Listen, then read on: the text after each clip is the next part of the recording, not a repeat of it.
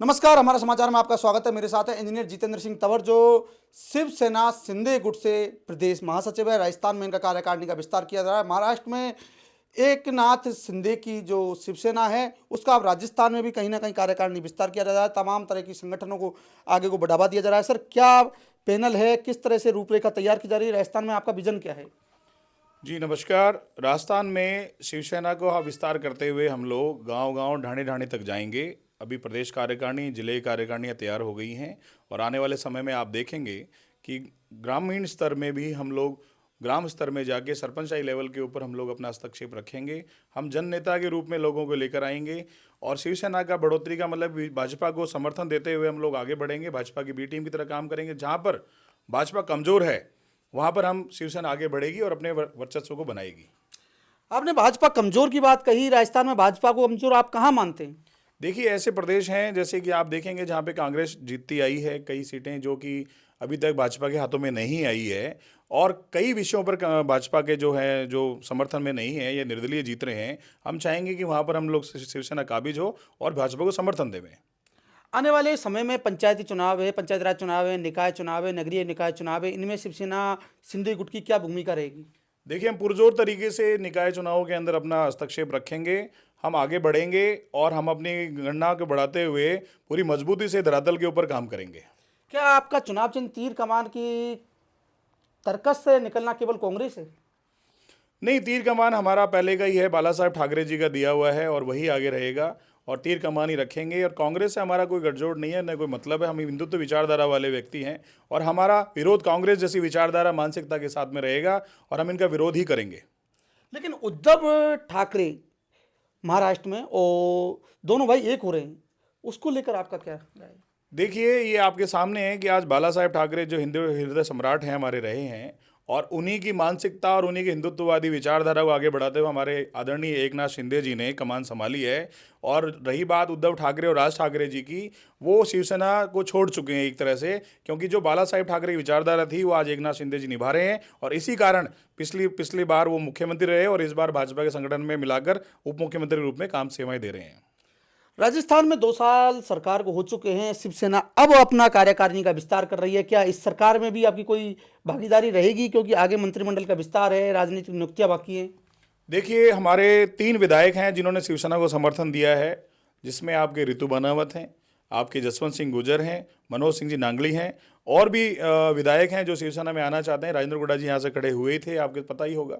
और इस विषय में हम देख रहे हैं कि शिवसेना अपना विस्तार करते हुए जितने ज़्यादा हो सके विधायक लेकर आवे, जिससे भाजपा को मजबूती मिले और हिंदुत्व को मजबूती मिले। देखिए, कहीं ना कहीं ऋतु बनावत की बात आती है। भ्रष्टाचार के कई आरोप लगे हैं, हालांकि ये अभी साबित नहीं हुए। उन्होंने तमाम तरह की जांचों की मांग भी की है, विधानसभा में भी मांग जांच चल रही है। क्या लगता है, ऋतु बनावत के इस भ्रष्टाचार वाले फैसले के बाद शिवसेना का क्या रुख रहेगा? देखिए, शिवसेना इसमें स्पष्ट है कि राजनीति के अंदर आरोप प्रत्यारोप मांडे जाते हैं और आरोप नहीं सर, वीडियो बकायदा साबित आए हैं, मीडिया ने एक्सपोज किया है। देखिए, ये जांच का विषय है, इस पर कमेंट देना बेवकूफ़ी होगी। ये जांच करें, उसके बाद अगर दोषी पाया जाता है तो आगे बढ़े। आगे बढ़े। शिवसेना का हिंदुत्व के अलावा विकास की बात करें, राजस्थान में क्या विजन है आपका?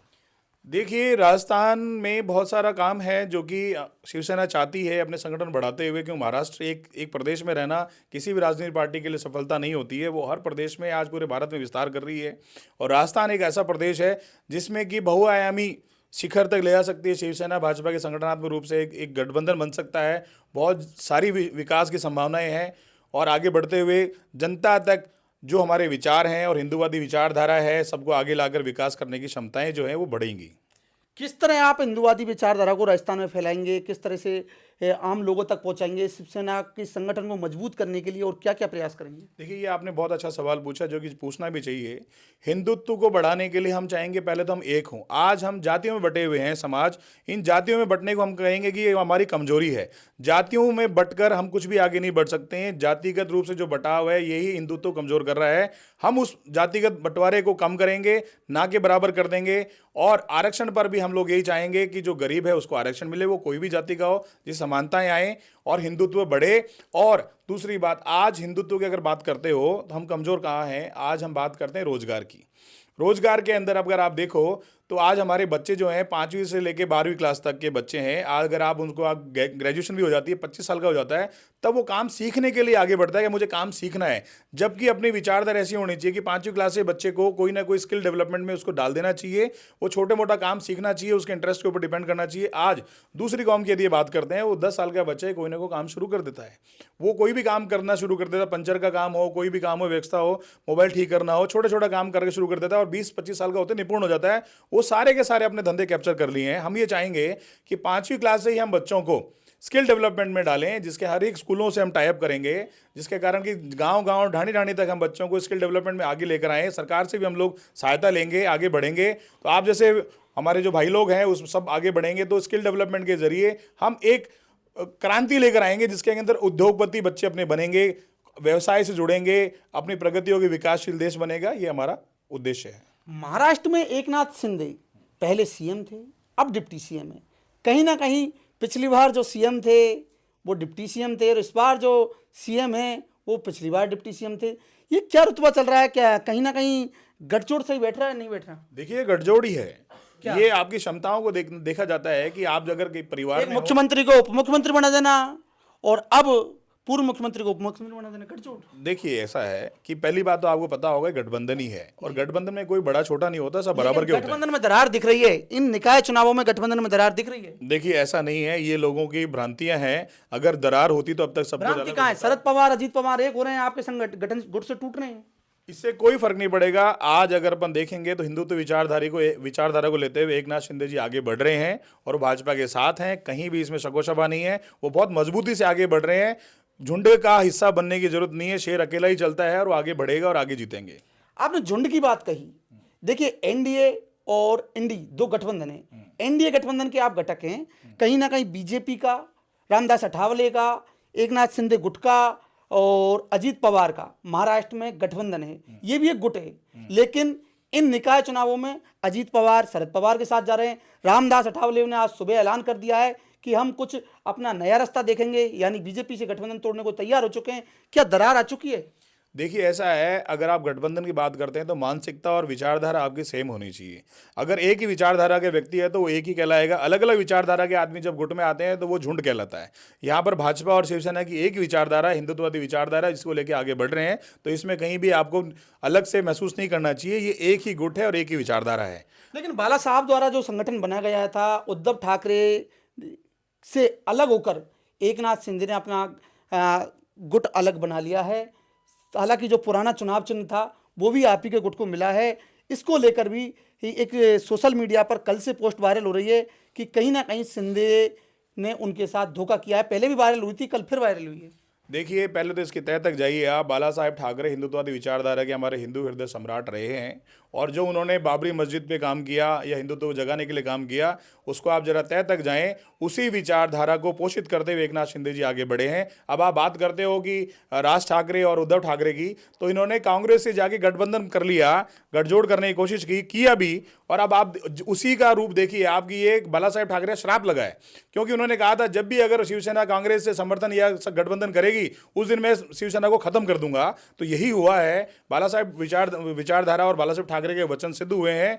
और जैसे इन्होंने कांग्रेस से गठबंधन किया उद्धव ठाकरे ने, उसके बाद में क्या हुआ, उनकी जो शिवसेना की विचारधारा थी जो बाला साहेब ठाकरे की थी, वो इधर शिफ्ट हो गई एकनाथ शिंदे की तरफ, और उद्धव ठाकरे का पराजय का मुंह देखना पड़ा उनको, और वो दूरी अपने आप ही बन गई, उनके कर्मों से बनी है। इसमें एकनाथ शिंदे जी का दोष नहीं है। वो हिंदुत्व विचारधारा को लेकर आगे बढ़ रहे हैं और हम उसी विचारधारा के साथ संकल्पबद्ध हैं।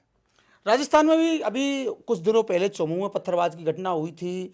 क्या मानते हैं, हिंदू मुस्लिम की जो घटनाएं होती हैं किस और दृष्टि से देखते हैं? देखिए, ऐसा है, इसके अंदर अगर आप पूरी गहराई में और जाएंगे तो यहाँ पर बच्चे ने, आपने देखा होगा चौमू वाले में छोटी सी मस्जिद, पत्थर रख के इन्होंने हरा चादर उड़ा देते हैं जमीन कब्जा करने का। इनका वक्फ बोर्ड जैसा इरादा रहता है कि ज़मीन पे कब्जा करें, चंदा इकट्ठा करें, लोगों से भीड़ से पैसा इकट्ठा करें, फिर बड़ी मस्जिद बना दें और कब्जा कर लें। उस मस्जिद और जो अपने क्या कहते हैं इनको, जो इनके मौलाना जो करते हैं, मदरसे चलाते हैं, उन मदरसों में होता क्या है, यहाँ पर सिर्फ और सिर्फ एंटी हिंदुइज्म एक्टिविटी करते हैं ये लोग, और उनको भिड़काते हैं छोटे छोटे बच्चों को। शिक्षा के साथ में सिर्फ इतना ही देते हैं कि हिंदुओं को मारना है, काटना है, इन हिंदुओं को अगर आप कुफ्र है, ये इनको काफिर हैं और इनको मारोगे तो आपको बेहतर हुरें मिलेंगी। इन छोटे छोटे बच्चों में जो कि मिट्टी के घड़े होते हैं, कच्ची मिट्टी के घड़े होते हैं, उनको जैसा आप पोषित करोगे वैसा वो बन जाएंगे। सबसे बड़ा दोष इसमें मौलानाओं का है, इनके ऊपर कार्रवाई होनी चाहिए। ये मौलाना जो बच्चों के अंदर जहर भर रहे हैं, ये बहुत गलत है, क्योंकि हर एक मुसलमान खराब नहीं है, लेकिन जो कट्टरता ये मदरसों में और मौलाना सिखा रहे हैं, इनके ऊपर त्वरित रूप से कार्रवाई होनी चाहिए। नहीं तो ये लोग आने वाले समय में भारत के अंदर दीमक का काम करेंगे। इनके ऊपर पूरा माइनॉरिटी को देखते हुए अपन लोग थोड़ा सॉफ्ट कॉर्नर रखते हैं, लेकिन आज ये इतनी आबादी बढ़ा रहे हैं ये लोग कि बम्बार्डमेंट कर रहे हैं। इनके ऊपर भी जनसंख्या का विरोध भी इनका करना चाहिए, जनसंख्या के ऊपर कानून लाना चाहिए कि इनकी 3 बच्चों से ज़्यादा अगर ये पैदा करते हैं तो इनके वोटिंग राइट्स खत्म कर दिए जाएं, तो कल को ये बच्चे ज़्यादा पैदा करके भी कुछ नहीं बिगाड़ पाएंगे। ये हमारी विचारधारा है। और दूसरी बात, अगर ये फिर भी नहीं मानते हैं तो शिवसेना इनका आर्थिक बहिष्कार का आह्वान करेगी। हम इस विचारधारा पे चल रहे हैं, या तो ये शांति से रहें और शांति से रहने दें, अगर नहीं रहने देंगे तो शिवसेना प्रखर रूप से आगे आकर इनका इलाज करेगी। तो ये मेरे साथ रहे प्रदेश महासचिव एकनाथ शिंदे गुट से, शिवसेना से, जिन्होंने कहा कि राजस्थान में भी हमारा विजन हिंदूवादी विजन रहेगा। हम जहां कांग्रेस मजबूत और भाजपा कमजोर है वहां कार्य करेंगे।